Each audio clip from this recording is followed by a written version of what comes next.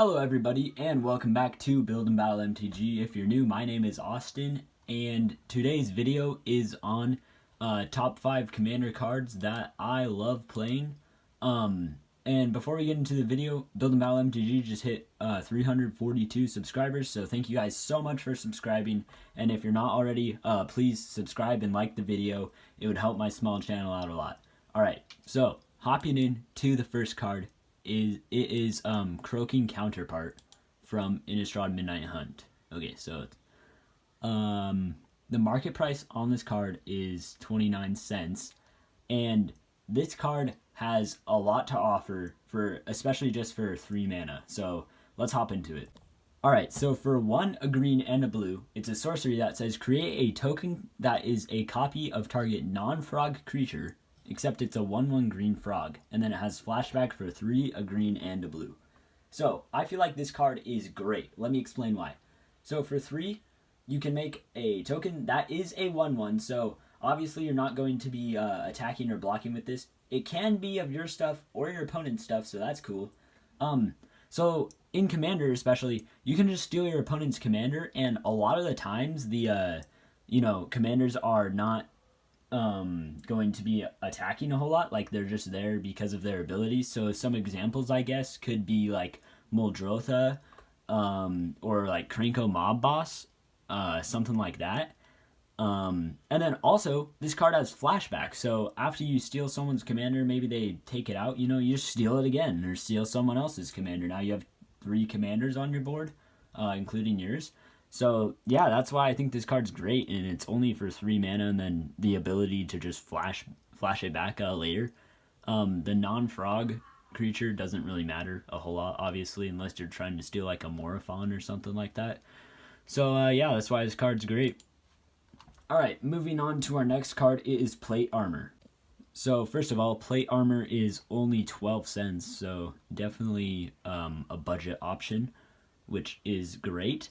So Plate Armor is for 2 and a white. It's an artifact equipment. Equipped creature gets +3/+3 and has Ward 1. Equip 3. This ability costs 1 less to activate for each other equipment you control. So, reasons why I think this card is great. First of all, +3/+3 and Ward 1 is pretty great in a Voltron deck, which is where I could see this being used the most, or obviously an equipment deck as well.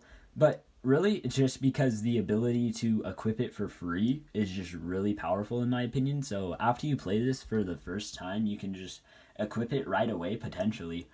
So basically you're paying 3 to give your creature +3/+3 and Ward 1, and then you can slide it around between your creatures for free. Obviously you can't equip during your opponent's turn, so the Ward 1 you can't like slide it at instant speed, but that's still really good, especially if you play like a big threat from your hand, and then just to slide this on there.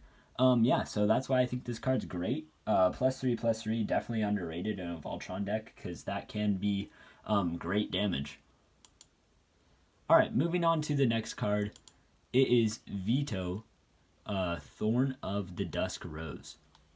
Alright, so Veto is kind of expensive, I guess. It's $3.77, so not the most budget friendly, but you can still put it in a budget deck. And let me explain why it is worth it. So for 2 and a black, you get a 1/3 Vampire Cleric. It is legendary, so this could be your commander. And it says whenever you gain life, target opponent loses that much life. And then you can pay 3, a black, and a black, and creatures you control gain lifelink until end of turn. Okay, so whenever you gain life, target opponent, so not all of them, but one opponent is going to lose that much life. So I see a lot of times, especially in life gain decks, you're just gaining life with no purpose. I feel like a lot of life gain decks just gain life to have the life, and then they can't really do anything with the life. So this allows you to take the life that you're already gaining and direct it as damage.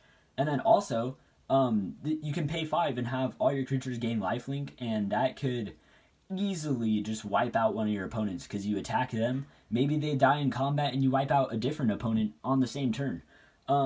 So just the ability to turn your life gain into damage is amazing. That's why this card's great. There's not much to talk about, but it's extremely good. And it's only 3, so that's not that much to play out.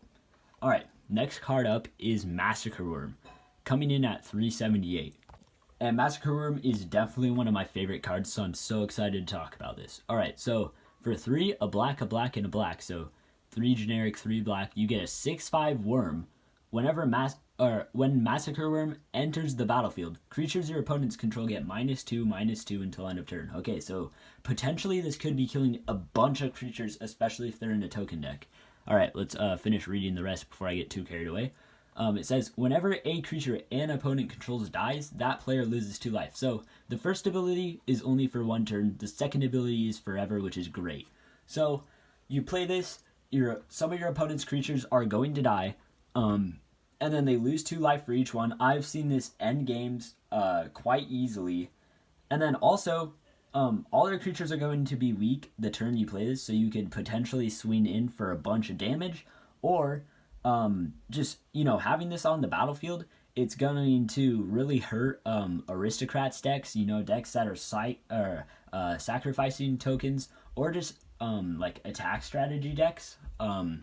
Again, like Krenko Mob Boss or Chatterfane Squirrel General, this would be incredibly powerful in that deck. And yeah, so this can just deal a bunch of damage when it hits the battlefield, and then you have a massive 6/5 with the ability that each opponent loses 2 life whenever a creature they control dies. It's just great. Yeah, that's Massacre Worm. And the last card on the list is Cursed Mirror. So for 2, I should go over the market price.